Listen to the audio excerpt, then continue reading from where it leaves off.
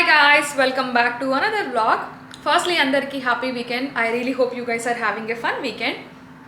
Well, this vlog is going to be a little different than what you have previously seen on my channel. Past few years lo చాలా మంది students India నుంచి వేరే countries కి move అయినారు for higher education. అందులో కొంతమంది are lucky enough to find their dream job soon after their graduation. Whereas on the other side చాలా మంది స్టూడెంట్స్ గ్రాడ్యుయేషన్ అయిపోయి ఇంకా జాబ్స్ లేక మార్కెట్లోనే స్ట్రగుల్ అవుతున్నారు జాబ్ కోసం. చాలామంది నన్ను పర్సనల్గా రీచ్ అవుట్ అయ్యారు, నాకు మెసేజెస్ వస్తూ ఉన్నాయి ఇన్స్టాగ్రామ్లో అండ్ లింక్డ్ఇన్లో. జాబ్స్ రావట్లేదు, ఇంటర్న్షిప్స్ కూడా రావట్లేదు, చాలా కష్టంగా ఉంది, ఎలా అప్లై చేయాలి, ఏదైనా టిప్స్ షేర్ చేయండి అని. వెల్, చాలా ఫ్యాక్టర్స్ ఉన్నాయి జాబ్ రాకపోవడానికి. కరెంట్ మార్కెట్ చాలా సాచురేటెడ్ ఉంది. చాలామంది జాబ్ లేకుండా ఇండస్ట్రీలో ఉండేసరికి మార్కెట్ కూడా చాలా కాంపిటేటివ్ ఉంది. అండ్ రిసెషన్ వల్ల కంపెనీస్ కూడా they are trying to down size their work force and hiring కూడా పాజ్లో పెట్టినాయి. ఈ ఫ్యాక్టర్స్ వల్ల జాబ్ తెచ్చుకోవడం అనేది చాలా కష్టంగా ఉంది. మార్కెట్ చాలా కాంపిటేటివ్ ఉండడం వల్ల you have to be on the top to get the job. ఈ వీడియోలో I will be sharing few key points which will assist you guys in your job hunt. First key point వచ్చేసి resume format. యూజువల్గా full time jobs అని contracting jobs అని ఉంటాయి కదా. If you are applying for a full time job compulsory single page resume ఉండాలి. And whereas contracting జాబ్స్కి 4 to 5 pages are allowed. And మీరే ఆలోచించండి, ఒక్క జాబ్ పోస్టింగ్కి ఆల్మోస్ట్ 200 దాకా అప్లికేషన్స్ వస్తూ ఉంటాయి కంపెనీస్కి. అండ్ రిక్రూటర్స్ 20 to 30 seconds కంటే ఎక్కువ స్పెండ్ చేయరు ఒక్క రెజ్యూమే పైన. మనకి జాబ్ రావాలంటే ఫస్ట్ ఇంటర్వ్యూ రావాలంటే మన రెజ్యూమే ఫార్మాట్ మంచిగా ఉండాలి. అండ్ రెజ్యూమే ఫార్మాట్కి వచ్చేసరికి obviously first me first name, last name and phone number, email address, LinkedIn URL, GitHub URL అది ఉండాలి, అది కంపల్సరీ. ఫస్ట్ సెక్షన్లో ఎంఫసైజ్ యువర్ ఎడ్యుకేషన్ డీటెయిల్స్. మీరు కనుక మంచి యూనివర్సిటీలో మంచి జీపీఏతో గ్రాడ్యుయేట్ అయితే కంపల్సరీ యూనివర్సిటీ డీటెయిల్స్ కానీ అండ్ దేంట్లో మేజర్ చేశారు, జీపీఏ ఎంత, అది అంతా ఎడ్యుకేషన్ డీటెయిల్స్లో పెట్టండి. ఒకవేళ మీకు జీపీఏ సరిగా లేకపోతే జీపీఏ ఇంక్లూడ్ చేయకండి, బట్ ఎడ్యుకేషన్ డీటెయిల్స్ అయితే కంపల్సరీ ఫస్ట్ సెక్షన్లో. సెకండ్ సెక్షన్లో highlight your technical skills. Front end technologies ఏమొచ్చు, బ్యాక్ ఎండ్లో ఏమేమి ప్రోగ్రామింగ్ లాంగ్వేజెస్ వచ్చు, క్లౌడ్ అండ్ డేటాబేస్ టెక్నాలజీస్ ఏమైనా వచ్చా, అవన్నీ ఈచ్ కేటగరైజ్ చేసి ఇట్లా నీట్గా పెట్టండి సెకండ్ సెక్షన్లో. థర్డ్ సెక్షన్లో షోకేస్ యువర్ వర్క్ ఎక్స్పీరియన్స్. ఒకవేళ మీరు ఇండియాలో వర్క్ చేయకుండా డైరెక్ట్గా ఇక్కడికి వచ్చి అసలు ఏం వర్క్ ఎక్స్పీరియన్స్ లేకపోతే కంపల్సరీ యూనివర్సిటీలో ఏమేమి ప్రాజెక్ట్స్ చేశారో ఆ ప్రాజెక్ట్స్ డీటెయిల్స్ పెట్టుకోండి వర్క్ ఎక్స్పీరియన్స్లో. ఒకవేళ మీకు వర్క్ ఎక్స్పీరియన్స్ ఉంటే కూడా ఆ వర్క్ ఎక్స్పీరియన్స్ డీటెయిల్స్ ఇట్లా మంచిగా పెట్టుకోండి. ఆ వర్క్ ఎక్స్పీరియన్స్ కూడా ఎలా ఉండాలంటే 3 to 4 points పెట్టండి. అండ్ ఆ ప్రాజెక్ట్ రిలేటెడ్ ఏమేమి టెక్నాలజీస్ యూజ్ చేశారో టెక్నాలజీ సెక్షన్లో అది మెన్షన్ చేయండి. ఫోర్త్ సెక్షన్లో మీకు ఏదైనా సర్టిఫికేట్స్ ఉంటే ఆ ఫోర్త్ సెక్షన్లో అది పెట్టుకోవచ్చు. But at the end resume అనేది ఎప్పుడైనా సరే చిన్నగానే క్లియర్ అండ్ కన్సైజ్ ఉండాలి, అప్పుడే పిక్ అవుతుంది. సెకండ్ కీ పాయింట్ వచ్చేసి have multiple versions of your resume. నేను జాబ్ అప్లై చేసినప్పుడు నా దగ్గర 3 to 4 versions ఆఫ్ రెజ్యూమే ఉండే. నేను .NET developer, Java developer, web developer అన్నట్టు 3 different రోల్స్కి అప్లై చేసా. ఏది కనిపిస్తే అది అప్లై చేస్తుండే నేను. ఒకవేళ మీరు కనుక క్లియర్ ఉండి నాకు కంపల్సరీ జావా డెవలపర్ రోలే కావాలి అనుకుంటే మాత్రం కంపల్సరీ ఒక ఫార్మాటే ఉంచుకోండి.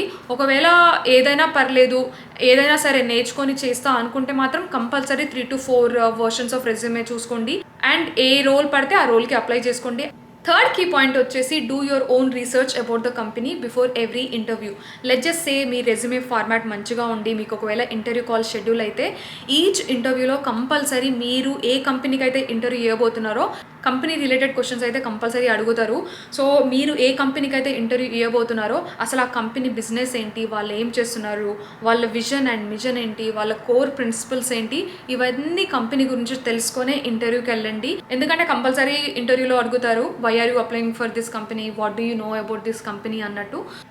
నేను 2017 మేలో గ్రాడ్ అయ్యాను. గ్రాడ్ అయిన తర్వాత ఆల్మోస్ట్ నాకు 4 months టైం పట్టింది నా ఫస్ట్ జాబ్ రావడానికి. ఆ 4 months ఆఫ్ టైంలో నేను ఆల్మోస్ట్ 2000 to 3000 జాబ్స్ అప్లై చేసి ఉంటా. అందులో చాలా ఇంటర్వ్యూస్ ఇచ్చాను నేను అండ్ చాలా రిజెక్షన్స్ కూడా వచ్చినాయి నాకు. మోస్ట్లీ నాకు రిజెక్షన్స్ ఎందుకు వచ్చినాయి అంటే వాళ్ళు అడిగిన కోడింగ్ క్వశ్చన్స్కి ఇంటర్వ్యూలో నేను సరిగ్గా పర్ఫామ్ చేయలేదన్నమాట. దానివల్ల నాకు చాలా రిజెక్షన్స్ వచ్చినాయి. అండ్ కొన్ని ఇంటర్వ్యూస్లో బాగా పర్ఫామ్ చేసిన అంటే వాళ్ళు అడిగిన క్వశ్చన్స్కి మంచిగా ఆన్సర్ చేసినప్పటికీ జాబ్ కంపల్సరీ వస్తుంది అనుకున్న ఇంటర్వ్యూస్ కూడా వాళ్ళు తీసుకోలేదన్నమాట, హైర్ చేయలేదు. బికాస్ అప్పట్లో ఎలా అంటే ఇప్పుడు స్టూడెంట్ని హైర్ చేసుకుంటే మళ్ళీ వాళ్ళకి ఫ్యూచర్లో స్పాన్సర్ చేయాలి కదా వీసా అన్నట్టు హైర్ చేయలేదు. దానివల్ల కూడా నాకు జాబ్ రాలేదు.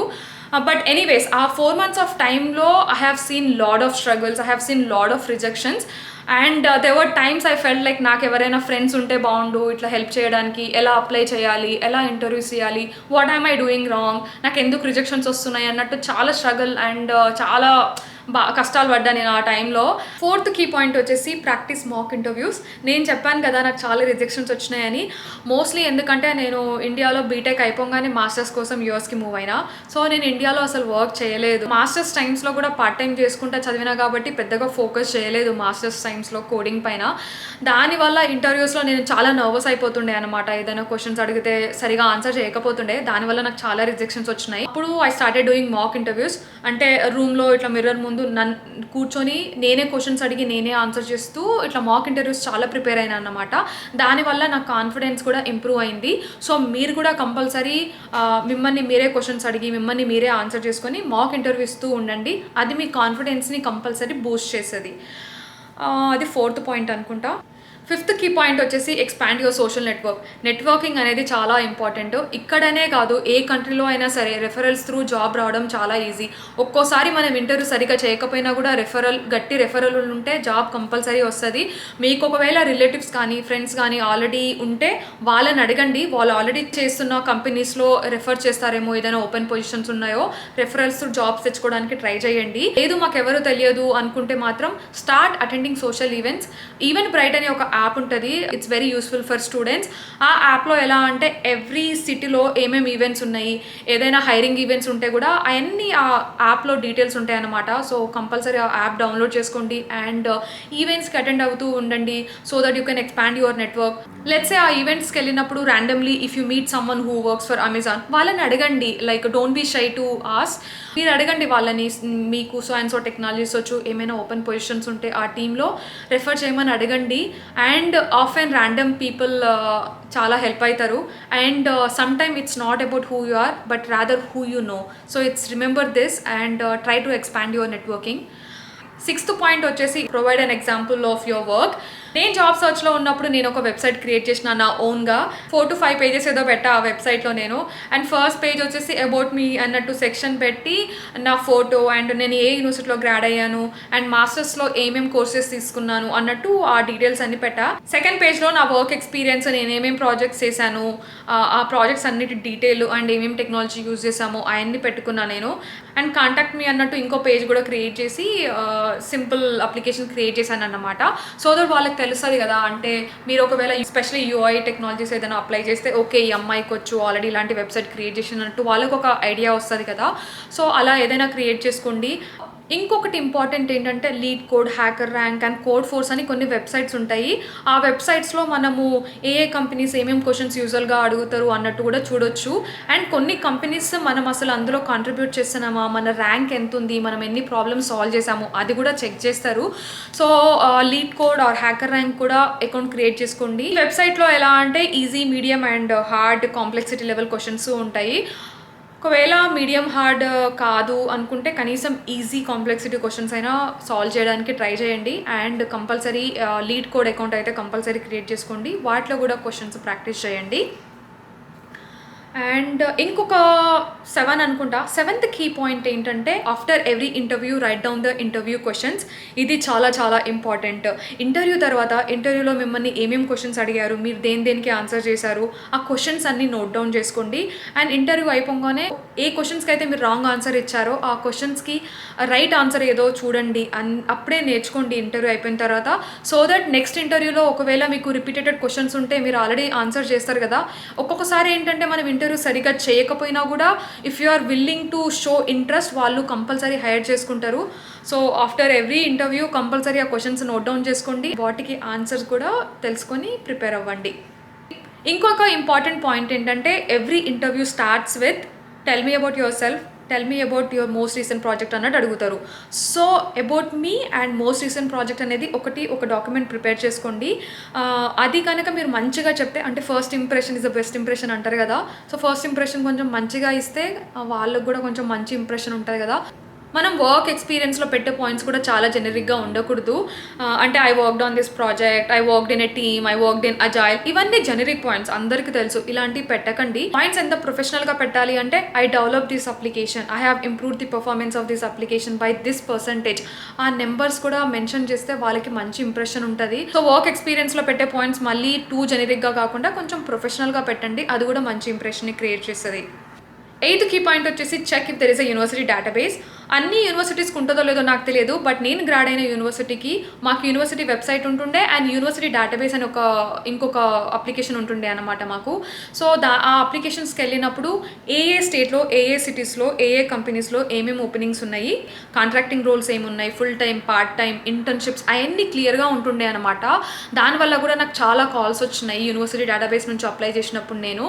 సో అలా మీ యూనివర్సిటీకి ఏదైనా డేటాబేస్ ఉందేమో, అలాంటి ఆప్షన్ ఏమైనా ఉందేమో చూడండి.